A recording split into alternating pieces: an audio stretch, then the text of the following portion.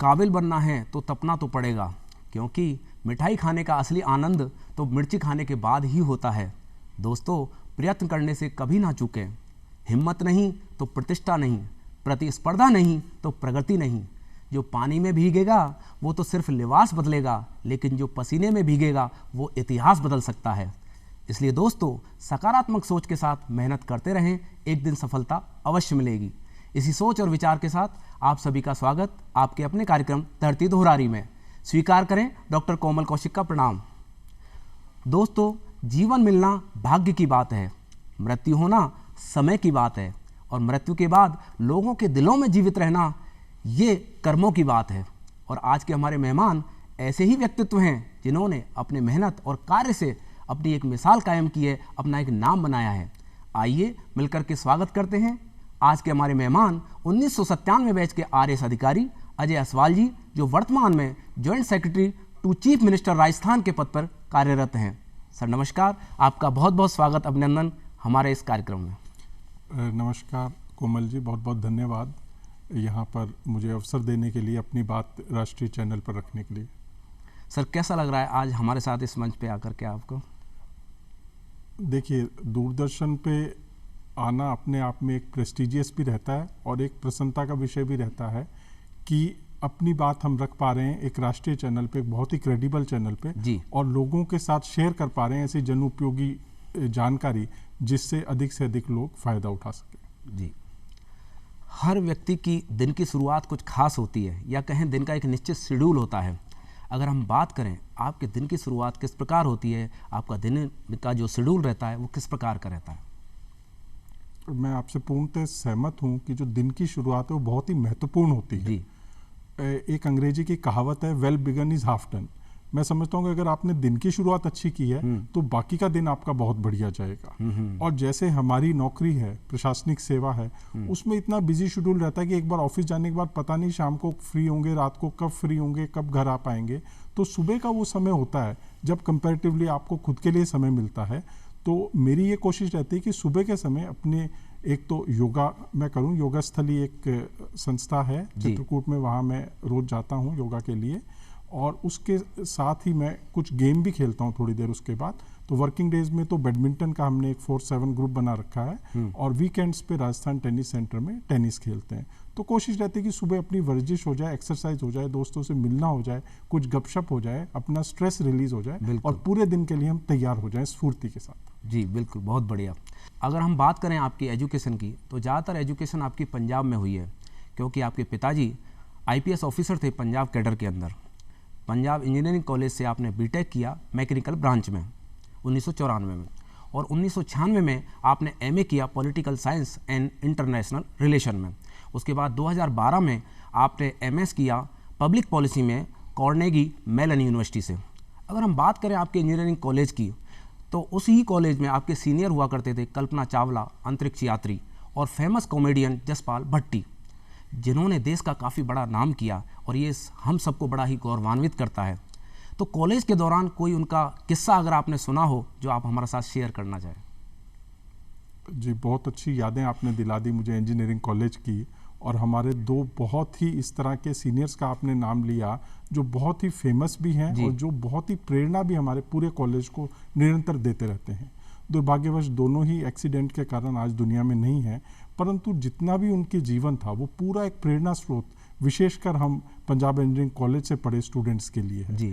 कल्पना चावला जी के बारे में तो कौन नहीं जानता, और हमारा पूरा कॉलेज इतना इंस्पायर्ड है, और उसके बाद इतने लोगों ने अलग अलग ब्रांचेस में इतना अच्छा परफॉर्म किया, और इस चीज़ से था कि भी कल्पना चावला हमारे यहाँ से पढ़ी हुई हैं।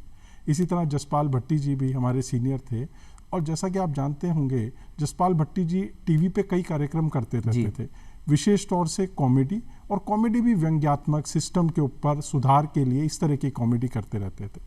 तो उनको अलग अलग आइडियाज़ चाहिए होते थे, उल्टा पुल्टा इस तरह के उनके अलग अलग प्रोग्राम्स आते थे।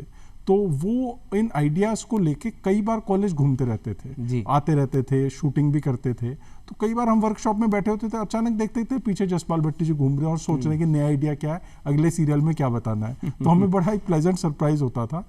एक बार मुझे ध्यान है कि उनको चीफ गेस्ट बुलाया गया एक प्रोग्राम के लिए, हमारे जो एनुअल कन्वोकेशन था, और उसके अंदर उन्होंने स्पीच दी, तो वो इतने सहज थे कि भी वो उसी तरीके से अपनी बात रखते थे जो उनकी पर्सनैलिटी थी, उनकी कथनी करनी में कोई अंतर नहीं था।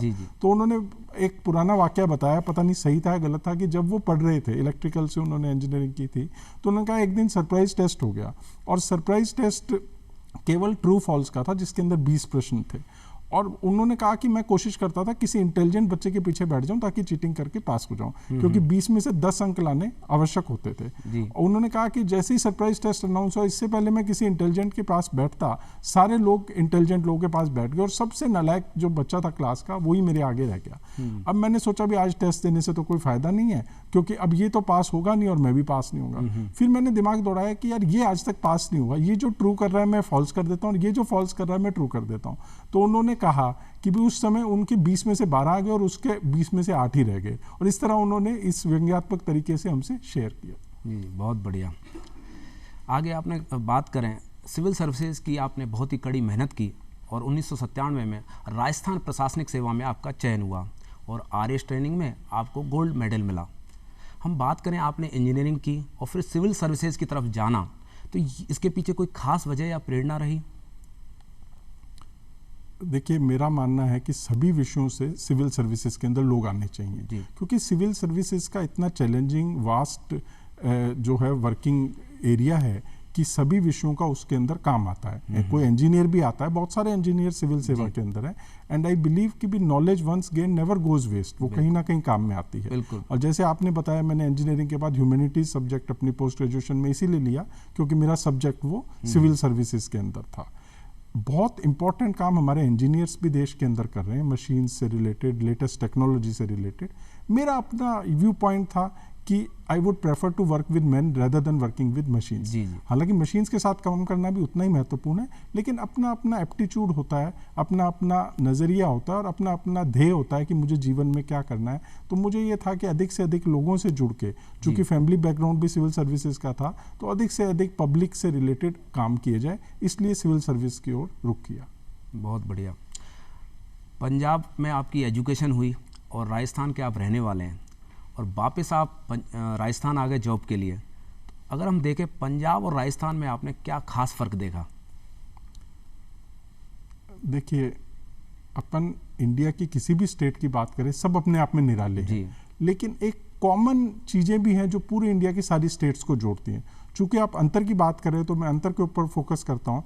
मजाक में कई बार कहा जाता है the culture of Punjab is agriculture. वो इसलिए कहा जाता है कि वहाँ एग्रीकल्चर प्रधान है पूरा प्रदेश और बहुत अच्छी प्रोडक्टिविटी है।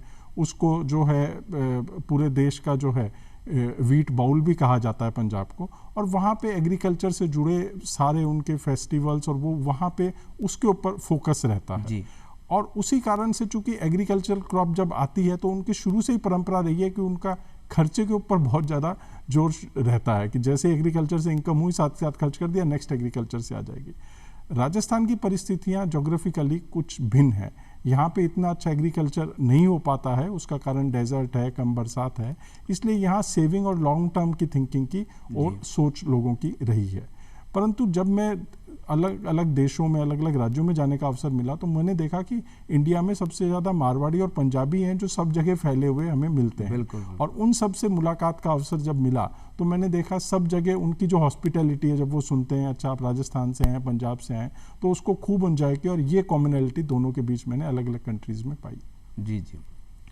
आप कई जगह SDM और ADM रहे हैं। अगर हम बात करें आपके फील्डिंग पोस्ट की, तो ऐसा कोई यादगार चुनौतीपूर्ण कार्य जिसको करने के बाद आपको खुद को बड़ा संतोष मिला हो?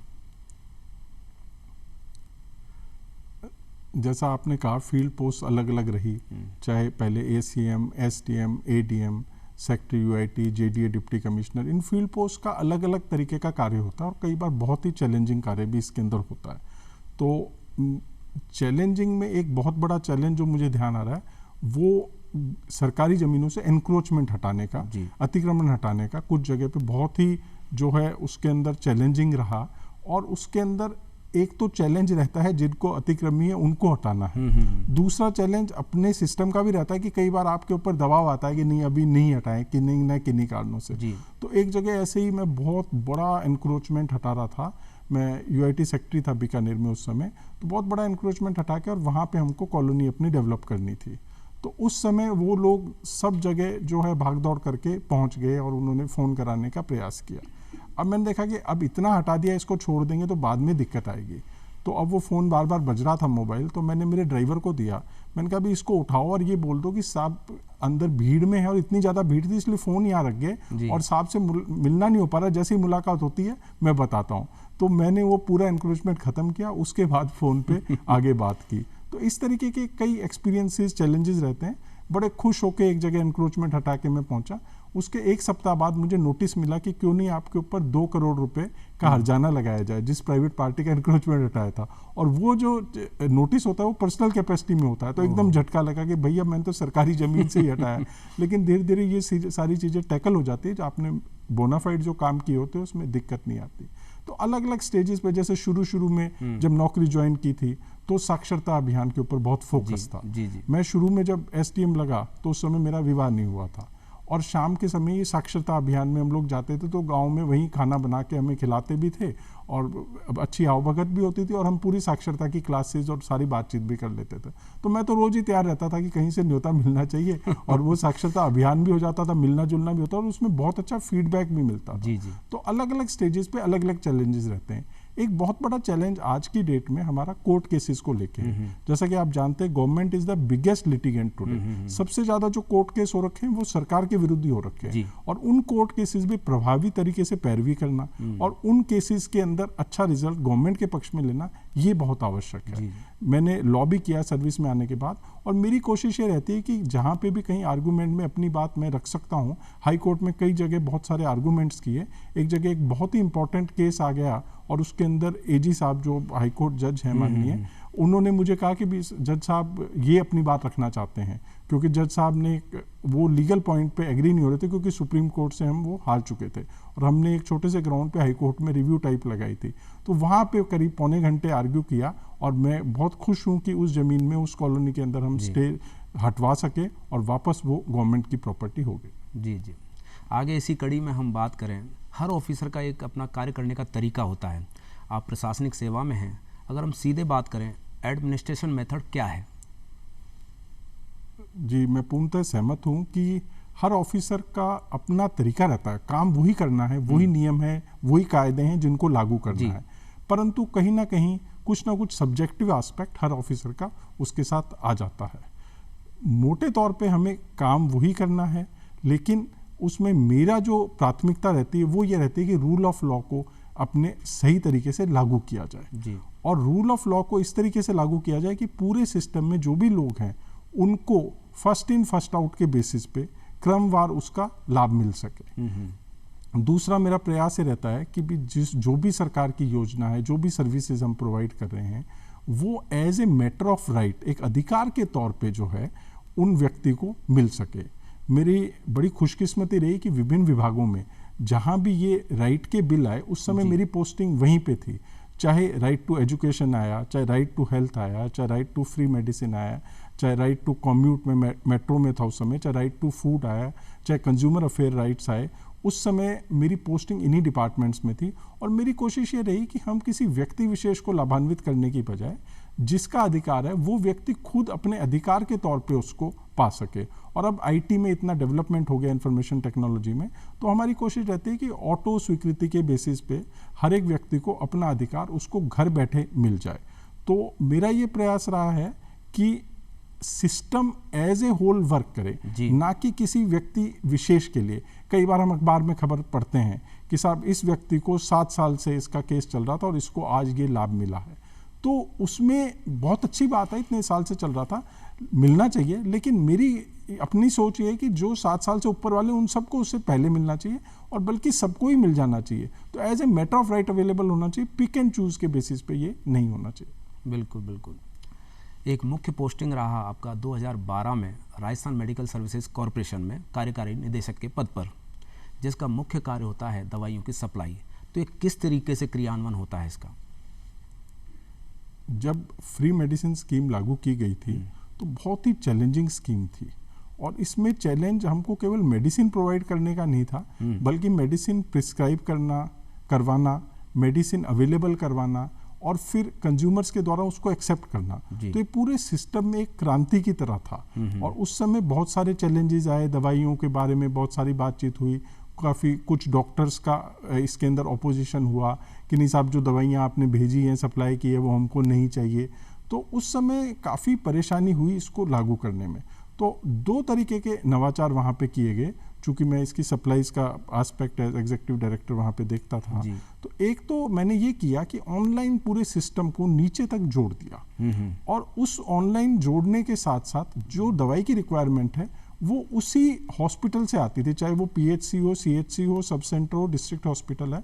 हम कहते थे आपको जो दवाई चाहिए आप खुद ही लिखो और सीजन के हिसाब से लिखो, अपने अगले 2 महीने की रिक्वायरमेंट बता दो, और आपने लिखी है, ठीक है, अब आप इसको आगे प्रिस्क्राइब करें। तो उससे बहुत बढ़िया हो गया कि ये ऐसे कोई नहीं कह सकता था कि साहब ये दवाई आ गई, इसकी हमको आवश्यकता नहीं है। उनके द्वारा ही वो दवाइयाँ जनरेट होने लगी। दूसरा, हमने इसको रियल टाइम कर दिया। रियल टाइम का मतलब है कि पेशेंट आया, उसको दवाई लिखेगी, साथ के साथ उसको काउंटर से फार्मासिस्ट ने दवाई दे दी, और वो दवाई तब दी जब उसने उसको कंप्यूटर में एंटर कर लिया, 2 मिनट के अंदर एंटर करके उसको दे दी। तो हमको रियल टाइम में पता चलता था कि हाँ, ये पर्ची डाली गई है जो ऑनलाइन, और ये दवाई दी गई है। तो हमने एक काफ़ी सीनियर डॉक्टर्स जो है हमारे कॉर्पोरेशन बिठा रखे थे, और वो रियल टाइम में वहाँ फ़ोन करते थे, बात करते थे कि डॉक्टर साहब को फ़ोन करते थे हम कि डॉक्टर साहब अभी आपने एक व्यक्ति को दवाई लिखी, 3 एंटीबायोटिक क्यों लिखी है डॉक्टर साहब, ऐसा तो हमने कोई ट्रीटमेंट का देखा नहीं कभी प्रोटोकॉल। तो वो एकदम हैरान हो जाते थे, मैंने 5 मिनट पहले लिखी और इनको किस तरीके से पता चल गया। दूसरा, हम रेगुलर मैसेज करते थे कि डॉक्टर साहब आज आपका आउटडोर 4 ही रहा, आप एक पीएचसी में बैठे हैं, हमको ये लगता है कि आप इस आउटडोर को सुधार सकते हैं। तो उनको लगने लग गया कि ये ऑटो जनरेटेड मैसेजेस जाने से कि हमारे ऊपर कोई खोज खबर है। दूसरा, हम ऐसे देने लगे कि डॉक्टर साहब आज आपने 230 का आउटडोर देखा, हम आपको बधाई देना चाहते हैं कि आप बहुत सजगता से वहाँ के लोगों की मदद कर रहे हैं। तो अलग अलग तरीके से आरएमएससी में फ्री मेडिसिन स्कीम को लागू भी किया, उसको अन्य राज्यों में प्रचारित भी किया, देश विदेश में मुझे जाके उसको प्रचारित करने का मौका मिला, और ये बहुत ही सफल हमारी स्कीम रह रही है। और जिसकी झलक हमको आज देखने को भी मिलती है। हमारे राजस्थान का हेल्थ सिस्टम बड़ा ही बहुत ही बेहतरीन कह सकते हैं आज की तारीख में हम। हेल्थ के अंदर तो मैं मानता हूं कि राजस्थान को एज ए मॉडल स्टेट बिल्कुल सब जगह माना जा रहा है।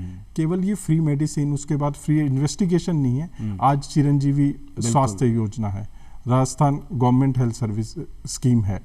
तो ये सारी इस तरह की रेवोल्यूशनरी स्कीम्स हैं जो कि अन्य राज्यों में नहीं है, और लोगों के स्वास्थ्य के प्रति जो सरकार का रुझान है कि भी स्वास्थ्य बहुत महत्वपूर्ण है, और स्वास्थ्य के प्रति सरकार उनको उपलब्ध करा रही है ऐसी फैसिलिटीज जो पहले उनको आउट ऑफ पॉकेट खर्चा करना पड़ता था। बहुत से लोग गरीबी में कहीं से उधार लेते थे, कुछ बेचते थे, गहने गिरवी रखते थे, वो सारी चीज़ें अब खत्म हैं। और मैं समझता हूँ कि स्वास्थ्य व्यक्ति का ठीक रहेगा तभी वो अन्य कुछ सही ढंग से कर पाएगा। बिल्कुल बिल्कुल। आपके व्यक्तित्व की एक मुख्य विशेषता और है, जहां आप मोटिवेशनल स्पीकर तो हैं ही बहुत अच्छे, एक आप अच्छे ट्रेनर भी हैं, और भारतीय चुनाव आयोग की तरफ से आप नेशनल ट्रेनर हैं। विभिन्न राज्यों में जाकर के आप चुनाव संबंधी ट्रेनिंग देते हैं। तो लोकतंत्र को सुदृढ़ करने का जो ये इतना अच्छा कार्य कर रहे हैं, ये किस प्रकार से क्रियान्वित करते हैं आप? जी, भारत निर्वाचन आयोग, इलेक्शन कमीशन ऑफ इंडिया के साथ में नेशनल लेवल मास्टर ट्रेनर हूँ काफ़ी वर्षों से जी। और मुझे अवसर मिला करीब करीब सभी राज्यों में जाने का, चुनाव से संबंधित चीज़ों को सुपरवाइज करने का, ट्रेनिंग देने का, उनसे जुड़ने का। बहुत ही एक मज़ेदार एक्सपीरियंस रहता है, क्योंकि हम जनरली इलेक्शन कराते हैं, देखते हैं तो अपनी स्टेट में ही देखते हैं। जब अलग अलग जगह जाते हैं तो अलग अलग तरीके से हमको नज़र आती हैं चीज़ें कि भी हाँ, यहाँ तो इस तरह की प्रैक्टिस है, यहाँ उस स्टेट में ये बेस्ट प्रैक्टिस है, जिसको यहाँ लाया जाए तो उससे बहुत फ़ायदा मिलेगा। तो इस तरीके से जब ट्रेनिंग में इंटरेक्ट करते हैं तो बहुत सारी हम बेस्ट प्रैक्टिसेस बता पाते हैं, और बहुत सी चीज़ें हमको सीखने को मिलती है। जो वहाँ पे रिटर्निंग अधिकारी होते हैं, एसडीएम, एडीएम, डीएम, वो जो फीडबैक देते हैं उससे पता चलता है कि देखो इन्होंने ये इतना अच्छा सिस्टम कर रखा है, इसको अपन दूसरी जगह भी लागू कर सकते हैं। तो एक जो है राष्ट्रीय पर्व की तरह होता है जो हमारा जनरल इलेक्शन होता है, तो उसको भी बहुत जो है एंजॉय किया जाता है। हालांकि एक बहुत ही टफ ड्यूटी होती है प्रशासनिक अधिकारियों के लिए, क्योंकि इलेक्शन के अंदर कोई भी गलती का कोई गुंजाइश नहीं रहती। इलेक्शन कमीशन ऑफ इंडिया के क्लियर डायरेक्शन से अगर आपने गलती कर दी तो आजीवन आपको बाद में फील्ड पोस्टिंग नहीं मिलेगी। तो एक टेंशन भी रहती है इलेक्शन का काम करते समय सभी इलेक्शन रिलेटेड ऑफिशियल्स के कि कहीं कोई गलती नहीं हो जाए। तो बहुत सारे चुनाव एज रिटर्निंग अधिकारी कराए, बहुत अलग अलग जिलों में कराए, सब डिवीजन में कराए, पार्लियामेंट्री इलेक्शन कराए, असेंबली इलेक्शन कराए, पंचायत इलेक्शन कराए, नगर पालिका इलेक्शन एज रिटर्निंग ऑफिसर कराए। तो बहुत सारे इलेक्शन कराए, बहुत मेहनत की और उसमें लगता था कि हाँ इतना अच्छा इसके बारे में जानकारी प्राप्त होगी, ट्रेनिंग दे रहे हैं। तो बीच में एक बार पिछले जो 2014 के चुनाव थे लोकसभा के, उसके अंदर मुझे एज ऑब्जर्वर जो है मेरी ड्यूटी लगाई गई। तो जब एज ऑब्जर्वर मेरी ड्यूटी लगाएगी तो मुझे बड़ी खुशी हुई कि भाई आज तक भागदौड़ करते थे एज रिटर्निंग ऑफिसर और डिफरेंट भूमिकाओं के अंदर एज एरिया मजिस्ट्रेट, तो अब हम एज ऑब्जर्वर जा रहे हैं, अब आराम से वहाँ जाएंगे और उनको बताएंगे भैया ये कर लो ये कर लो, और अपने को कुछ करना नहीं है ज़्यादा, केवल सुपरवाइज करना है। तो तब वो तेलंगाना बना नहीं था, आंध्र और तेलंगाना एक ही स्टेट था, तो एक ज़िले के अंदर मुझे बतौर ऑब्जर्वर वहाँ मैं पहुँच गया और वहाँ पे काउंटिंग चल रही थी। तो मैं आराम से बैठा था, देख रहा था, बीच बीच में सुपरवाइज कर रहा था, अपने नोट्स कर रहा था। थोड़ी देर में क्या होता है कि एक काउंटिंग की टेबल पे एक ईवीएम आती है। उस ईवीएम को आते ही वहाँ वाले जो हमारे काउंटिंग एजेंट थे वो कुछ खुसर फुसर करने लगते हैं और आके रिटर्निंग ऑफिसर के कान में कहते हैं कि साहब इस मशीन में हमको वोट नहीं दिख रहे। तो रिटर्निंग ऑफिसर ने बड़ी सहजता से कहा कि कोई बात नहीं, जो अपने बेल के इंजीनियर हैं उनको बुलाओ, वो सही कर देंगे। अब मैं चूंकि इंजीनियरिंग बैकग्राउंड से हूँ तो थोड़ी बहुत जानकारी इलेक्शन से मैं जुड़ा भी रहा हूँ लंबे टाइम से। तो जैसे ही मैंने सुना कि उसमें वोट 0 आ रहे हैं तो मुझे चिंता होगी। अगर वोट नहीं दिख रहे होते तो मैं मान लेता कि इंजीनियर आके सही कर देगा और दिखने लग जाएंगे। जब उसमें वोट 0 दिख रहे हैं इसका मतलब मशीन तो काम कर रही है, उसमें वोट ही 0 है। बिल्कुल। तो उसके बाद जो है उन्होंने पता किया कि भैया ये मशीन नंबर क्या है, तो पता चला कि ये मशीन तो वो है ही नहीं जो चुनाव के अंदर काम में ली गई थी, और ये मशीन तो कोई और है। तो पता किया कि वो जो मशीन थी वो कहाँ है, तो पता चला वो मशीन तो इसके बाद के फेज में ईस्ट गोदावरी डिस्ट्रिक्ट चलेगी यूज होने के लिए, और वहाँ उसमें नए वोट डल गए और वहाँ अलग काउंटिंग चल रही तो उसमें वोट मिलेंगे नहीं। धीरे धीरे थोड़ा थोड़ा शोर बढ़ने लगा। फिर वो जो मिनिस्टर के भाई थे जो वहाँ से कैंडिडेट थे वो आए, उन्होंने बाहर शोर किया। अब वो 850 वोट उस बूथ पे डले थे, वो कहने लगे साहब ये तो 850 मेरे हैं। जो उनके विपक्ष में थे वो कहने लगे साहब ये तो मेरा बूथ था, 850 मेरे, ये मेरे को दिए जाएं। धीरे धीरे बाहर शोर मचने लग गया, मशीन में गड़बड़ है, मशीन में गड़बड़ है।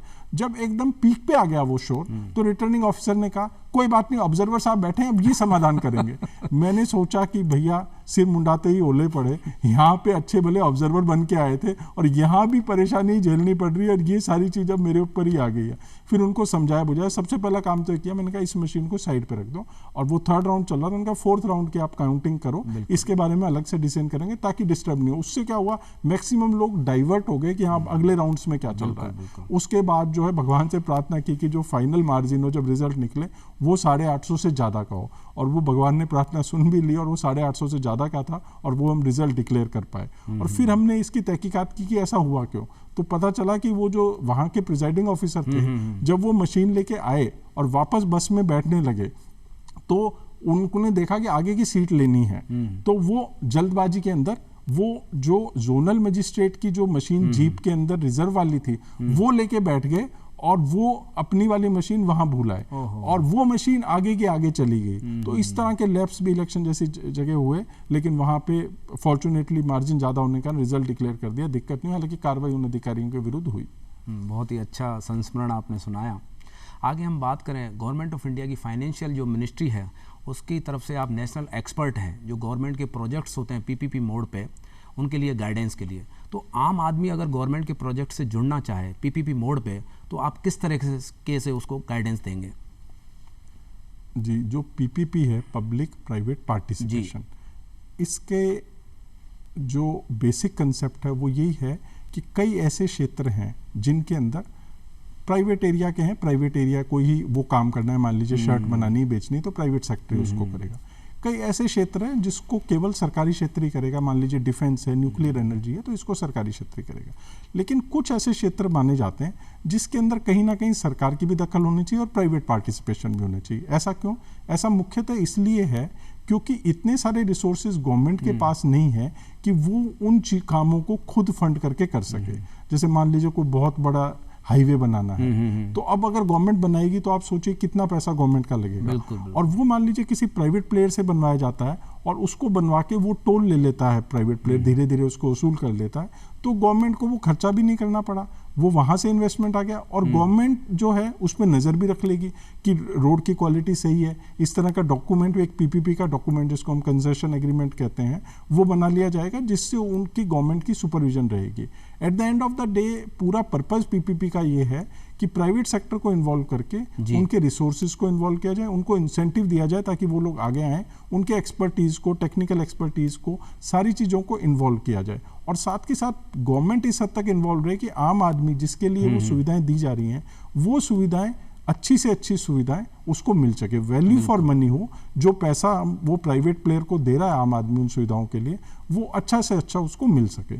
जहां तक आपका प्रश्न है कि आम आदमी इससे कैसे जुड़ सकता है, तो छोटी से छोटी पीपीपी का मान लीजिए कोई ईओआई निकलता है, एक्सप्रेशन ऑफ इंटरेस्ट, तो कोई भी अप्लाई कर सकता है। मान लीजिए जैसे ये दूरदर्शन केंद्र है, यहाँ पे कैंटीन के लिए एक ईओआई निकलती है कि कैंटीन के अंदर अगर सप्लाई करते हैं तो आपको 12 महीने के लिए इतना पैसा हमको देना पड़ेगा, या आप कोटेशन कॉल कर सकते हैं। तो एक ये छोटा पीपीपी हो गया जिसके अंदर कोई भी अप्लाई कर सकता है। कुछ पीपीपी ऐसे होते हैं जिसके अंदर कंसल्टेंट्स रखे जाते हैं। मान लीजिए कोई टेक्निकली क्वालिफाइड है तो वो आदमी अप्लाई कर सकता है कि मैं गवर्नमेंट की तरफ से इस प्रोजेक्ट के अंदर कंसल्टेंसी देके या सुपरविजन के पॉइंट ऑफ व्यू से जुड़ना चाहता हूँ। कुछ प्रोजेक्ट ऐसे होते हैं जो बड़े होते हैं, उनके अंदर देखा जाता है कि भी आपका टर्नओवर कितना है कंपनी का और आप इससे जुड़ना चाहते हैं, तो पीपीपी से आपका जो वो लिमिटेड पैसा गवर्नमेंट का है वो खर्च नहीं होता। आम जो पैसा इन्वेस्टर के पास है और उसको खर्च करना चाहता है वो खर्च करता है और वो आगे से आगे अलग अलग जगह लगता जाता है, तो उससे एक मल्टीप्लायर इफेक्ट आता है। इससे इकोनॉमी कहीं फास्ट ग्रो करती है। तो आम आदमियों के लिए जो पीपीपी के माध्यम से जुड़ना चाहते हैं, मेरा यही मैसेज है कि आप केवल गवर्नमेंट जॉब के अंदर ही अपना फ्यूचर नहीं देखें।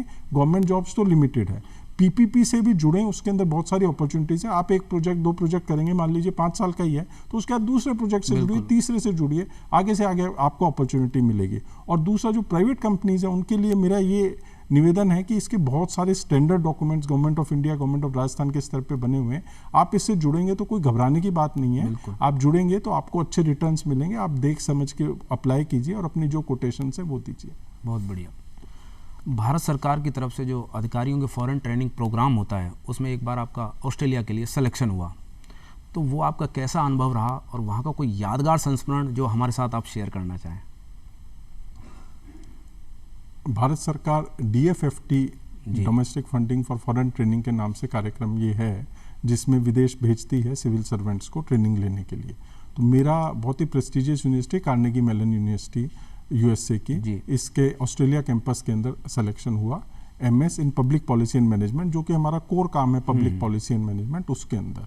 और ये बहुत ही टफ कोर्स है क्योंकि इसके अंदर पहले मैं बहुत खुश होकर चला गया कि भाई वहाँ जाएंगे आराम से, ठीक है, कोर्स भी कराएंगे, विदेश भी घूम लेंगे।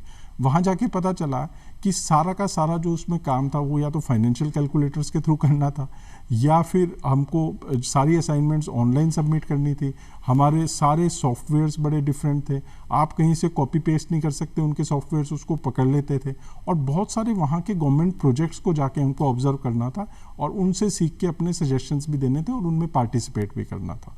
तो कई बार तो ऐसा होता था कि चूंकि लॉन्ग टर्म कोर्स था तो मैं अपनी फैमिली को भी साथ ले गया, बच्चों को भी साथ ले गया, वहीं एडमिशन करा दिया। तो कई बार ऐसा होता था कि समय नहीं मिलता था वो अपना काम करने का जो ट्रेनिंग में बताया होता था, या कोई प्रोजेक्ट कर रहे होते थे।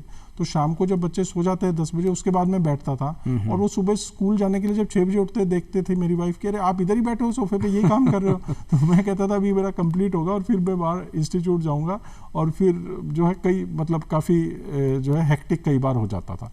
लेकिन as a way of life बहुत सारी चीज़ें हैं जो वहाँ से सीखने को मिली, बहुत अच्छे एक्सपीरियंसेस भी वहाँ से मिले। कई ऐसी चीज़ें हैं जो विदेश में ख़राब है, कई ऐसी चीज़ें हैं जो अच्छी हैं। ऐसे ही हमारे देश का है, जो हमको बेस्ट चीज़ है वो लेनी चाहिए। कई लोग ऐसा कहते हैं नहीं साहब विदेश तो पूरा ही ख़राब है या हमारा देश पूरा ख़राब, ये नहीं है। हर एक जगह अपना जो बेस्ट चीज़ है वो निकालनी चाहिए। और आप चूंकि विद फैमिली इतने लंबे समय तक वहाँ रहते हैं तो कई बहुत सारी चीज़ें आपको सीखने को मिलती है। एक मज़ेदार वाक़या बताता हूँ, मैं पेरेंट टीचर मीटिंग PTA में अपने बेटे की गया, तो वहाँ टीचर ने उसका मैथ्स का जो है शीट दिखाई, मैथ्स की शीट दिखाई, तो वो कोई बड़ा सरल सा सवाल था, 2 + 9 तो 11 होना चाहिए, उसने 12 लिखा हुआ था। तो उसने टीचर ने दिखाया तो मैंने देखा, तो मैंने कहा Tejas what have you written over here? तो टीचर ने ऐसे मेरी तरफ देखा, तो उसने कहा पापा this should be 11, why have you written 12? तो टीचर ने इतनी देर में कहा, mister Aswal, I will not have this over here, how are you speaking to your child, I will not have your child in the school any more. तो मैं घबरा गया, मैंने कहा बच्चे को निकाल देंगे। तो मैंने एकदम टीचर को सॉरी बोला, बेटे को सॉरी बोला। मैंने सोचा घर जाके चाहे कुछ भी बेटे के साथ करेंगे, अभी यहाँ तो सॉरी बोल के स्थिति को संभाला जाए।